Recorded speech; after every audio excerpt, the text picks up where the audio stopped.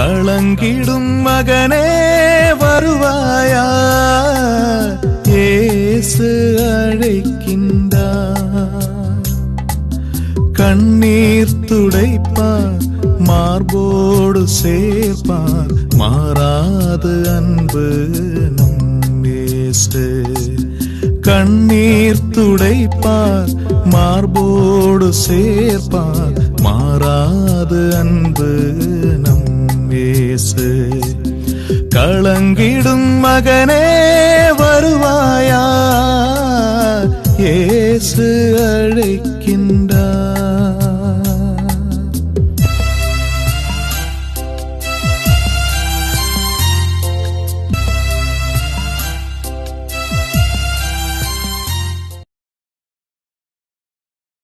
இயேசு கிறிஸ்துக்குள் பிரியமானவர்களே, ஆண்டவராக இயேசு கிறிஸ்துவின் பரிசுத்தமுள்ள திருப்பெயரிலே நல்வாழ்த்துக்கள். இந்த விடுதலை நேர நிகழ்ச்சி வழியாக உங்களை சந்திப்பதிலே நான் மிகுந்த மகிழ்ச்சி அடைகின்றேன். ஆண்டவர் தந்திருக்கிற இந்த மாபெரும் கிருபைக்காக ஆண்டவருக்கு நான் உளமாற நன்றி கூறுகிறேன். அவர் இந்த நாளை கொடுத்திருக்கிறார், நம் எல்லாரையும் அமர செய்திருக்கிறார். அவர் நம்மோடு கூட பேச இருக்கிறார். அவர் பேசுகிற ஒவ்வொரு வார்த்தையும் நமக்கு வாழ்வு வழி, விடுதலை ஆசிரியர்.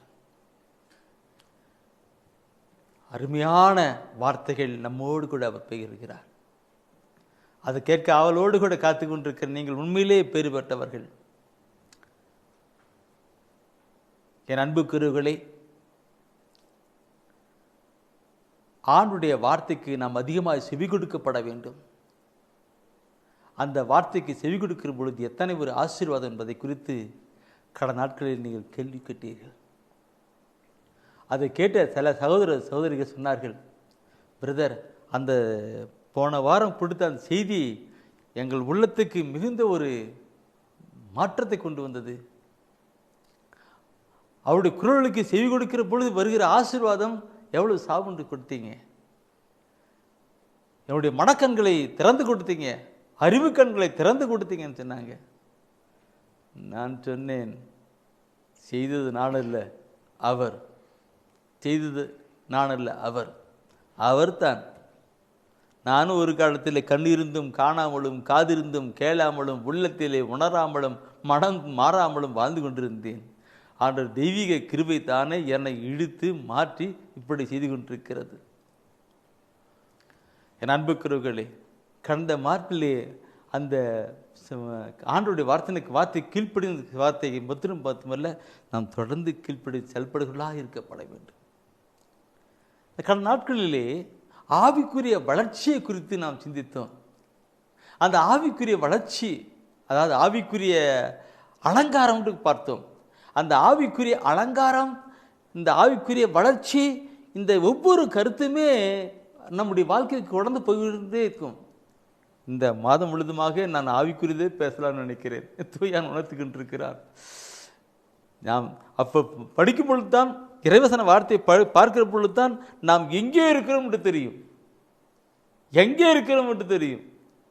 நானும் ஒரு காலத்தில் உலகப்போக்கில் வாழ்ந்து கொண்டிருந்தேன். எப்பொழுது இறைவசன வார்த்தையை படித்தேனோ அப்பொழுதுதான் தெரிந்தது நான் போகிற பாதை தவறான பாதை என்று திரும்பினேன். உலகப்போக்கிலே வாழ்ந்து கொண்டிருந்தேன், திரும்பினேன். நான் பக்தி உள்ளவன், விசுவாசம் உள்ளவன் என்று தான் காட்டிக் கொண்டிருந்தேன். அது அல்ல, மகாராஜ் படிக்கிற பொழுது தான் நான் ஒன்றில்லை இருந்தேன். எனவே தான் அந்த ஆத்ம பாரத்தோடு கூட தாகத்தோடு கூட நற்செய்தி அறிவிக்கின்ற பணியிலே கடந்து வந்துகிறேன். பிரியமானவர்களே, என்னுடைய செய்தியை கேட்கிற அநேக சகோதர சகோதரிகள் பேசுவதோடு மட்டுமல்ல, என்னுடைய புத்தகத்தை வாங்கி கொண்டிருக்கிறார்கள். உங்களுக்கு நான் ஒரு புத்தகத்தை எழுதி கொண்டிருக்கிறேன். கடந்த 29 வருடமாக அந்த புத்தகம் எழுதி கொண்டிருக்கிறேன். தேவ ஒளியும் ஒளி என்கிற ஒரு புத்தகத்தை எழுதி கொண்டிருக்கிறேன். அந்த புத்தகம் உங்களுக்கு அநேகருக்கு வந்திருக்கும் அப்படின்னு நினைக்கிறேன். ஒருவேளை உங்களுக்கு கிடைக்கவில்லை என்றால், உங்களுடைய முகவரியை எங்களுக்கு அனுப்பிவில்லை என்றால், மெய்யாகவே நான் உங்களுக்கு புத்தகத்தை நான் அனுப்பி வைக்கின்றேன். பிரியமானவர்களே, நான் ஒன்று உங்களோடு பகிர்ந்து கொள்ள விரும்புகிறேன். அந்த புத்தகத்திற்கு எந்த விதமான விலையோ சார்ந்தவை இல்லை. யாரிடம் பணம் கேட்க என்ன சொன்னார், எந்த விளைவு சந்தா குறிப்பிடம், யாரிடம் பணம் கேட்க வேண்டாம், நீ நானே மக்களுடைய உள்ளத்தில் பேசி கொடுக்க செய்தார். நீங்கள் நடந்துகிட்டு இருக்கிறது ஏன் ஏன் மக்களுக்கு நற்செய்தி போகணும், மக்கள் மனம் திரும்பணும், ஆண்டவர் பக்கமாய் வர வேண்டும். அது அவருடைய சித்தம், திருவிழம். உங்களுக்கு யாராவது அந்த புக் வேணும்னாக்க உங்களுடைய முகவரி அனுப்புங்க. உங்கள் முகவரி மாத்திரம் இல்லை, உங்களுடைய உறவினர் முகம் கூட அனுப்புங்க. அனுப்பி வைக்கிறேன். நான் யார்கிட்டையும் காசு கொடுங்க பணம் கொடுங்க கேட்கறதே கிடையாது. அவர் உங்களுக்குள்ள வளர்த்தனாரா கொடுங்க. இன்னைக்கு இந்த தொலைக்காட்சி ஒளி நடந்துக்கிட்டு இருக்கு, அப்படிதான். யாருன்னா கேட்பது கிடையாது. நிறைய மக்கள் அவருடைய உள்ளத்தில் பேசி தூயாவின்னு தானே அவருடைய உள்ளத்தில் பேசி கொடுக்க செய்து கொண்டிருக்கிறார், செய்து கொண்டுகிட்டு இருக்குது. எல்லா மக்களும் மீட்பு பெறவும் உண்மை அறிந்து உணரப்பட வேண்டும் என்று அவர் விரும்புகிறார், செயலை கொண்டிருக்கிறார். அவருக்கே துதிகடமை உண்டாகட்டும். பிரியமானவர்களே, இந்த நாட்களிலே ஆவிக்குரிய அலங்கரிப்பு என்கிற பார்க்கிற பொழுது யூதாரி மகனை குறித்து நான் சொன்னேன். அடுத்து தந்தை பெற்றோர்களுக்கு கீழ்ப்படுகிற பொழுது சொன்னேன். ஒரு பெண்ணானவள் இந்த உலகப்புறமான அலங்காரம் இருக்கக்கூடாது. அது இல்லை, உலகப்புறம் இருக்கக்கூடாது இல்லை, உலகப்புறமான அலங்காரத்தினால் உன் கணவனை வசமாக்குறது இல்லை இருக்குல்ல. எல்லாவற்றும் மேலானது இங்கே உள்ளத்திலே மறைந்து கிடப்பதான பணிவும் அமைதியும், அந்த அலங்கரிப்பு வேண்டும் சிலர். அந்த அலங்கரிப்புமா பெண்ணானவள் தன் குடும்பத்தை கட்டி காப்பாள். இந்த வார்த்தையை கேட்ட என் அன்பு சகோதரர்கள் சகோதரிகள் சில பேர் என்ன பண்ணாங்க, பிரதர் உண்மையானவே கருத்துக்கள் ஆழமாக இருந்தது. சில பேர் கழுத்தில் அதெல்லாம் போட்டிருப்பாங்க, சில போடாமல் இருப்பாங்க, சில போட்டுக்கிட்டு போடாமல் இருப்பாங்க, இப்படிலாம் இருந்தாங்க. அந்த கருத்துக்களை நான் சொல்லிக் கொடுத்தீங்கன்று. ஆம்பிரியமானவர்களே, அலங்கரிப்பு, ஆவிக்குரிய அலங்கரிப்பு என்றால் என்ன? தூய ஆவிலே வந்து வருகின்ற ஒரு அலங்கரிப்பு தான். அந்த அலங்கரிப்பு இந்த உலகம் கொடுக்க முடியாத அலங்கரிப்பு, அவர் கொடுக்கின்ற அலங்கரிப்பு. இது குறித்து நான் அப்படியே தொடர்ந்து வருகிற பொழுது நேற்று தினத்திலே பார்த்தோம்,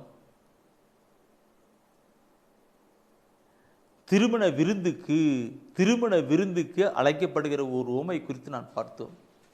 நான் சொல்வதற்குள்ள நேரமாகி விட்டு தான் நான் நிறுத்தி விட்டேன். அதை நான் தொடர்கின்றேன். என் அன்புக்குரியவர்களே, திருமண விருந்துக்கு அழைக்கப்படுகிற உவமை குறித்து சொல்லுகிறார். எங்கே அரசர் ஒரு திருமண விருந்து, தன்னுடைய மகனுடைய திருமண விருந்துக்கு ஏற்பட்டிருக்கிறார். யாரும் வரல, அனுப்புறார், யாரும் வரல, திரும்ப அனுப்புறா, யாரும் வரல. அப்புறம் வழியில் இருக்கிறவங்களாம் போயிட்டு கடையாண்டுகள்லாம் போயிட்டு கூட்டினா எல்லாம் வந்தாங்க. எல்லாரும் எல்லாம் பந்தியில் அமர்ந்து சாப்பிட்டு இருக்கிறாங்க. அந்த நேரத்தில் அவர் பார்க்குறாரு. அந்த வசனத்தை தான் நாம் நடத்தி பார்த்தோம். மீண்டும் இந்த நாளில் கூட அந்த வசனத்தை நான் படிக்கலாம். இது மத்தேயுவில் 22:11 வசனத்தை படிக்கணும். 11வது வசனம் அதில் சொல்லப்பட்டு பாருங்க. அரசர் விருந்தினரை பார்க்க வந்தபோது அங்கே திருமண ஆடை அணியாத ஒருவனை கண்டார். பாருங்க, அங்கே அவர் பார்க்கும்போது திருமண ஆடை அணியாத ஒருவனை கண்டார். அந்த ஆடை அணியாதவனை கண்டனுக்கும் அந்த 11ஆம் அதிகாரத்தில் அந்த பதம் படிச்சிங்கன்னா தயவுசெய்து அந்த வசனத்துக்கு 11ஆம் வசனத்துக்குள்ள கீழே 12, 13 வசனம் தயவுசெய்து நான் படிக்கணும். முக்கியமான ஒரு கருத்தை சொல்ல வருகிறேன். 11 படிக்கணும். அரசர் அவனை பார்த்து தோழா, திருமண ஆடையின்றி எவ்வாறு உள்ளே வந்தாய் கேட்டார். அவனோ வாயடைத்து நின்றான். அப்பொழுது அரசர் தம் பணியாளர்களிடம் அவனுடைய காலையும் கையையும் கட்டி புறம்பே உள்ள இருளிலே தள்ளுங்கள், அங்கே அழுகையும் அங்கலாய்ப்பும் இருக்கும் என்றார். அழுகும் அங்கலாய்ப்பு இருக்கும் சொன்னார். எவ்வளவு ஒரு கொடுமையான ஒரு கருத்து பாருங்க. எனக்கு இந்த திருமண விருந்து சொல்லிட்டு ஓமையை சொன்னார். ஓமை என்றால் எங்கேயோ வேற எங்கேயோ கொண்டு போறாரு அர்த்தம். திருமண விருந்து என்றால் வேற எங்கேயோ கொண்டு போறான்னு அர்த்தம். என் அன்புக்குரியவர்களே, வேற எங்கேயும் கொண்டு போற கருத்து பார்க்கணும். அந்த அரசர் தன் மகனுடைய மகன் விருந்து கொண்டு வருகின்ற இந்த திருதான் தெய்வீக திருவிருந்து. இந்த கருத்தை நாம் பார்க்கணும். நம்முடைய மக்கள் இது முன்னும் உணராமல் செய்யாமல் கொண்டோம். எனக்கு இந்த நற்கருணை பற்றி பார்க்குற பொழுது நான் கடந்த நாட்களிலே நற்கருணை பற்றி நான் பயங்கரமான ஒரு கருத்தை கொண்டு வந்தேன். ஒரு புத்தகத்தை படித்தேன். நற்கருணை பற்றி எத்தனை கருத்து, எத்தனை அந்த காலத்துல எல்லாம் சில புனிதர்கள் எல்லாம் வெறும் நற்கருணை மாத்திரமே உண்டு பரிசுத்தமான ஒரு வாழ்க்கை வாழ்ந்து அப்படி வெறும் நற்கருணை மாத்திரமே உண்டு வாழ்ந்திருக்கிறார்கள். அந்த நற்கருணையை உண்டு வாழ்ந்து அவர்கள் எப்படி வாழ்ந்திருக்கிறார்கள், ஒரு பரிசுத்தமான ஒரு வாழ்க்கை வாழ்ந்து கிடந்து போதெல்லாம் அந்த புக்கை படிக்க படிக்க படிக்க என் கண்ணிலே அழுகை வந்து விட்டது. ஐயோ, இப்படியெல்லாம் புனிதர்கள் இருந்திருக்கிறார்கள், நற்கருணைக்கு இவ்வளவு மேன்மை இருக்கிறதே, நற்கருணை இவ்வளவு மகத்துவம் இருக்கிறதே, இன்னும் நம்முடைய மக்கள் அறியலையே கொண்டு வரலையே என்று நான் பார்த்தேன். பிரியமாகவே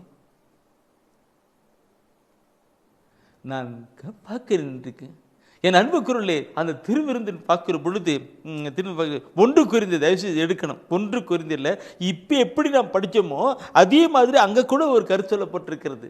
1 கொரிந்தியர் புனித பவுலடிகள் சொல்வார். அதில் சொல்லுகிற பொழுது 11ஆம் அதிகாரத்தில் 27 முதல் அந்த 29 வசனம் 30 வசனம் கூட இருக்குன்னு நினைக்கிறேன். அதை படிக்கணும், பார்க்கணும். 27ஆவது வசனத்தில் படிக்கிற பொழுது சொல்லப்பட்டிருக்கும். 27ஆவது வசனம் படிக்கிற பொழுது அது சொல்லப்பட்டிருக்கிற கருத்தை பார்ப்போம். எவராவது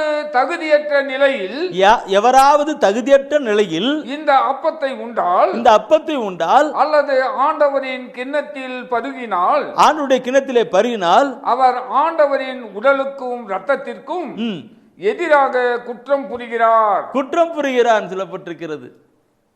கேட்டிருக்கிற அன்பு சகோதரமே, நாம் நம்முடைய சமூகம் எப்படி செயல்பட்டு கொண்டிருக்கிறோம் என்று பார்க்கணும். அவருடைய உடல் என்றும் அவருடைய ரத்தம் என்றும் உணராதபடி தகுதியற்ற நிலையிலே அந்த அப்பத்தை உண்டு அந்த கிறிஸ்து உடலுக்கும் ரத்தத்துக்கும் விரோதமாக குற்றம் புரிகிறான் சொல்லப்பட்டிருக்கிறது. கேட்கிற பொழுது பயங்கரமா இருக்கும்.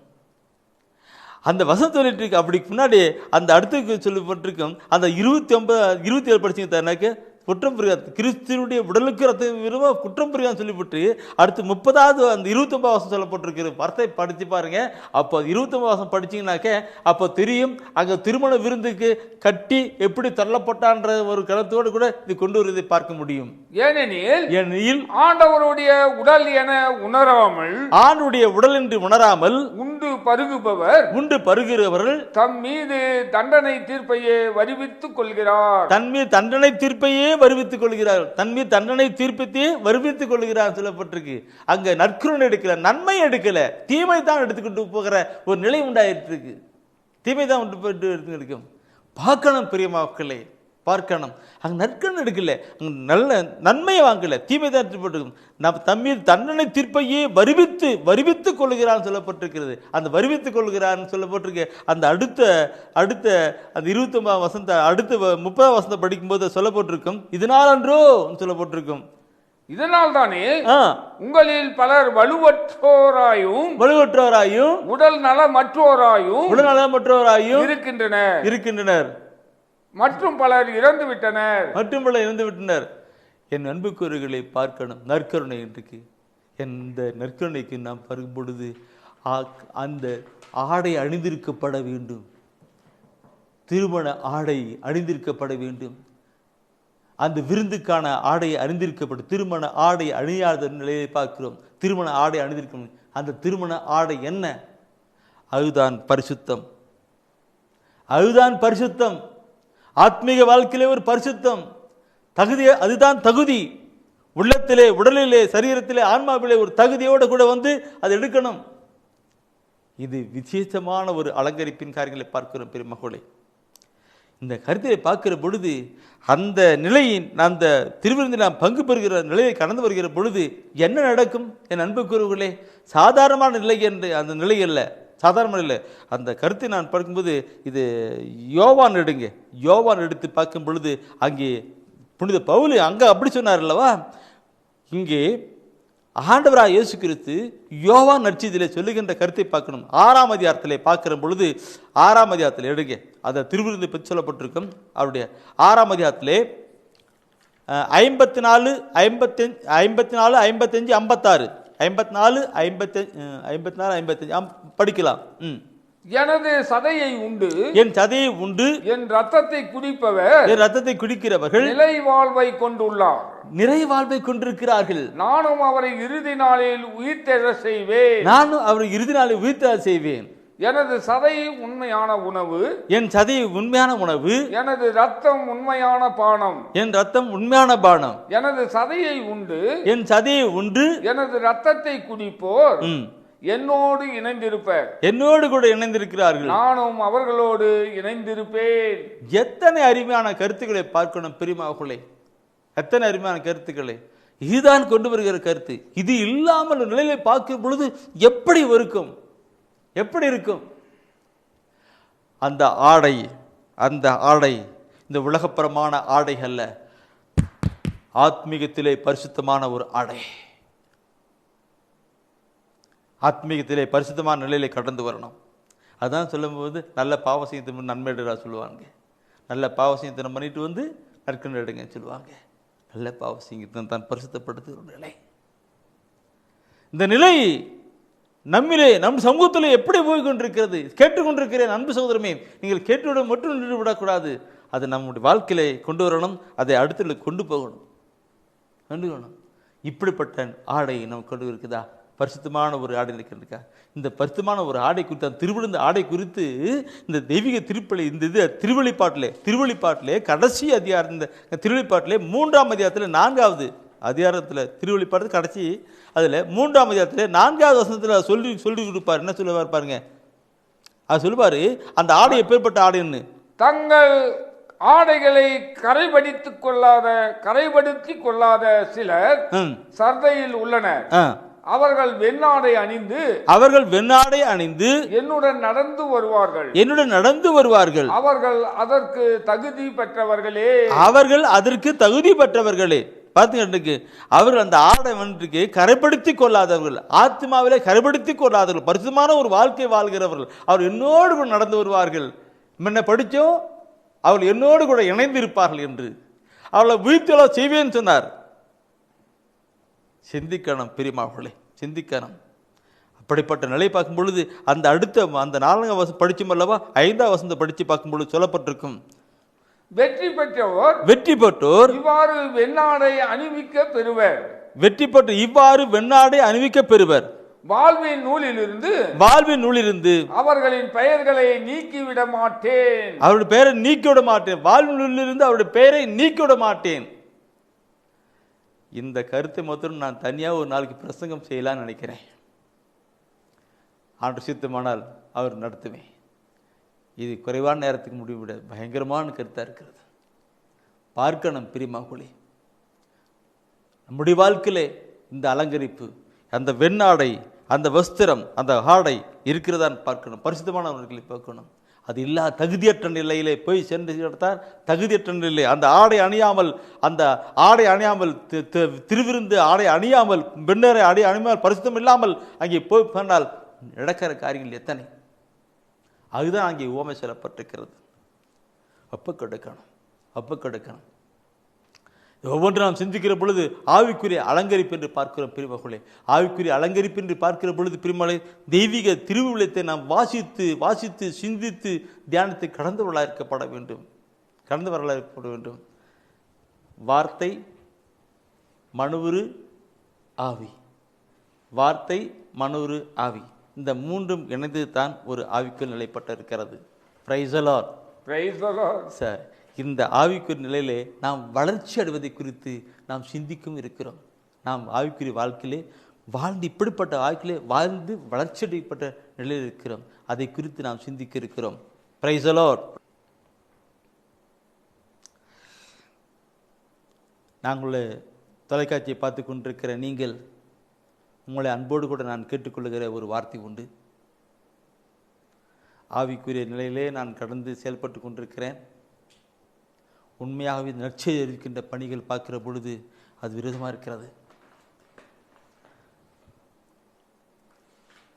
இறை வார்த்தை தான் மீட்பளிக்கிறது, இறை வார்த்தை தான் விடுதலை அளிக்கிறது, இறை வார்த்தை நிலை வாழ்வு தருகிறது, இறை வார்த்தை தான் நமக்கு நல்வழி காட்டுகிறதா இருக்கிறது. அது உங்களுக்கும் எனக்கும் தெரியுமோ தெரியாதோ, பொல்லாத பிசாசுக்கு தெளிவாக தெரியும். எனவே தான் இறை வார்த்தையை கேட்கக்கூடாதபடி, படிக்கக்கூடாதபடி பிசாசானம் செய்து கொண்டே இருக்கிறான். இந்த காலகட்டத்திலே நற்செய்தி அதிகமாக அறிக்கப்பட வேண்டும் என்பது ஆணுடைய சித்தம் திருவுளமாக இருக்கிறது. அதே வேளையிலே பொல்லாத பிசாசானவன் இதுக்கு எதிர்மறையாக செய்து கொண்டு இருக்கிறான். மக்கள் விழித்து எடுக்கப்படவில்லை, இறை வார்த்தை கேட்கவில்லை, படிக்கவில்லை, கொண்டு வரவில்லை. ஆனாலும் ஆண்டவர் தானே நடுப்பித்து கொண்டிருக்கிறார். நான் உங்களோடு அன்பாக, நான் தகத்தோடு வாஞ்சோடு கூட கேட்டுக்கொள்ளுகிற ஒரு வார்த்தை உண்டு. தயவுசெய்து விடுதலை பயணம் 17ஆம் அதிகாரத்தை எடுத்து நீங்கள் கெடுத்து வரும்படியாக கேட்டுக்கொள்கிறேன். விடுதலை பயணம் 17ஆம் அதிகாரத்தில் எடுத்து 11 முதல் 13 வசனத்தை நீ படிக்கணும். பார்க்கும்போது என் அன்புக்குருளே, இஸ்ரேல் மக்களுக்கு எதிர்ப்பாக அமலேக்கியர் வருகிறார்கள். அங்கே கடவுள் மனுஷன் உன் கைகளை உயர்த்தி பிடின்னு சொல்லுகிறார். நற்செய்தி இருக்கிற உயர்த்தி பிடிச்சிட்டு இருக்கிறார். கொஞ்சம் எவ்வளோ நேரம் பிடிச்சிட்டு இருக்க முடியும்? தயவுசெய்து எடுத்து நான் படிக்கலாம், அது நமக்கு ஒரு வாழ்வை கடந்து வரட்டும். மோசே தம் கையை உயர்த்தி இருக்கும் போதெல்லாம் இஸ்ரவேலர் வெற்றி அடைந்தனர். அவர் தம் கையை தளர விட்ட போதெல்லாம் அமலேக்கியர் வெற்றி அடைந்தனர். மோசேயின் கைகள் தளர்ந்து போயின. அப்போது அவர்கள் கல்லொன்றை அவருக்கு பின்புறமாக வைக்க அவர் அதன் மேல் அமர்ந்தார். அவர் கைகளை ஆரோன் ஒரு பக்கமும் கூர் மறுபக்கமாக தாங்கிக் கொண்டனர். இவ்வாறாக அவர் கைகள் கதிரவன் மறையும் வரை ஒரே நிலையில் இருந்தன. யோசுவா அமலேக்கையும் அவனுடைய மக்களையும் வாளுக்கு இரையாக்கி முறியடித்தார். Praise the Lord. Praise the Lord.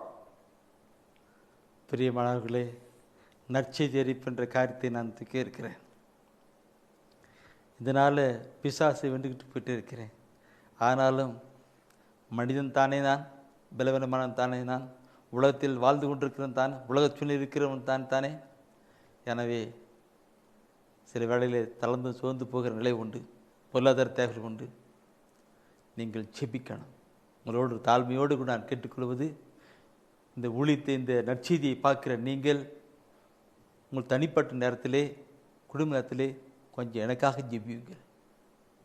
இந்த ஊழியத்துக்காக ஜெபியுங்கள்.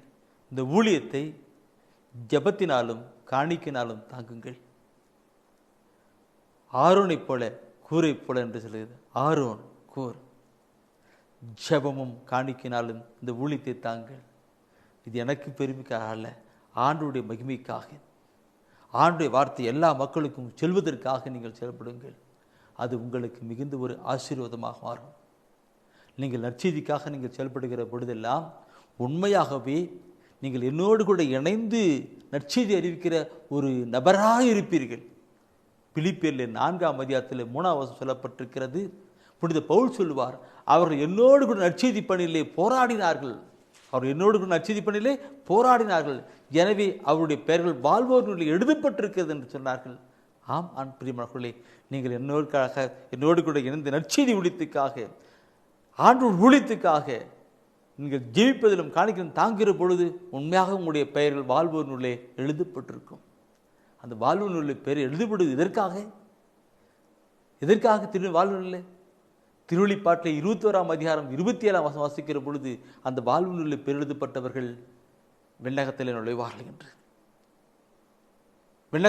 ஏனென்றால் அவர்கள் ஆத்ம பார சிந்தை கொண்டிருக்கிறவர்கள், பரிசுத்தமான நிலையிலே கடந்து வருகிறவர்கள்.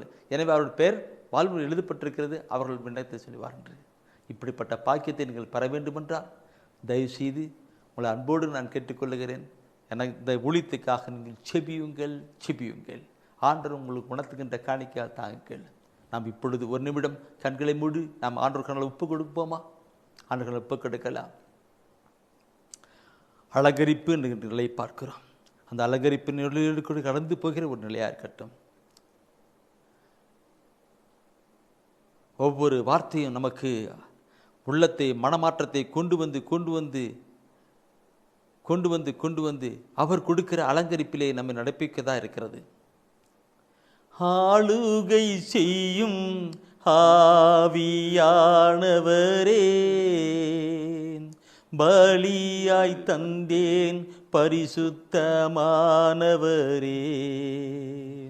ஆளுகை செய்யும் ஆவியானவரே, பலியாய் தந்தேன் பரிசுத்தமானவரே.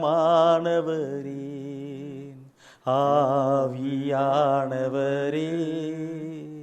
என் ஆற்றலானவரே, ஆவியானவரே, என் ஆற்றலானவரே. அன்பின் ஆண்டவரே, இறுதி நாட்களிலே நான் மாம்சமான யாவர் மேலும் ஆவியை பொழிவேன் சொன்னீர் ஆண்டவரே.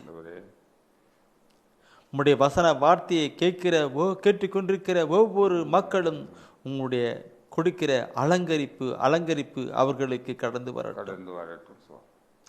அவருக்கு ஒரு மனுமுடியாய் கடந்து வரட்டும் ஆண்டவரே. அவருடைய காதுகள் ஆண்டவருடைய கழுத்தில் அழிகின்ற ஒரு மணி மாலையாக அமையட்டும் ஆண்டவரே. மோதிரமாய் இருக்கட்டும் ஆண்டவரே. உயர்தரமான நாடையாய் இருக்கட்டும், மிதியடிகளாய் இருக்கட்டும் ஆண்டவரை ஒப்புக் கொடுக்கிறோம் ஆண்டவரே.